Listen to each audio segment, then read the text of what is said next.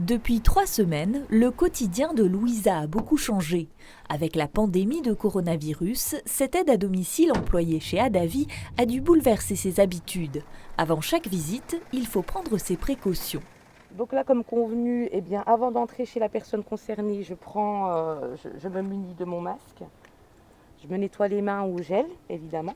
Des gestes renforcés en cas de visite chez un patient porteur du Covid-19 avec le port d'une blouse, d'une charlotte et de surchaussures. Malgré toutes ces protections, la professionnelle est bien consciente des risques qu'elle encourt. On ne sait pas chez qui on va, on ne sait pas si une personne a été exposée ou non. On le sait après. Donc pas en sécurité ni pour nous, ni pour nos familles, ni pour les autres bénéficiaires, puisqu'on passe d'une maison à l'autre. On fait que ça du matin au soir. Donc oui, on se sent en danger, inquiète, apeurée. Pourtant, la motivation ne manque pas. Louisa sait que grâce à ces visites, de nombreux patients peuvent être maintenus à domicile. C'est des actes que, par exemple, vous ne pourrez pas faire. Vous ne pourrez pas aller lever quelqu'un à ma place et le laver, lui donner quelques soins, que ce soit. Enfin, les médicaments, vous ne saurez pas où ils sont, comment qu'on fait, comment qu'ils les prennent.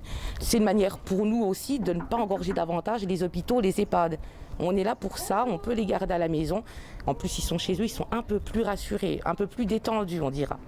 Avec 31% d'absentéisme et les principes de précaution recommandés depuis le début du confinement, l'association Adavi a dû repenser ses plannings. De nombreuses prestations ont été suspendues et seules les visites indispensables ont été maintenues comme les soins ou les toilettes. Pourtant, dans certains esprits, la profession est encore souvent assimilée à la seule fonction d'aide ménagère.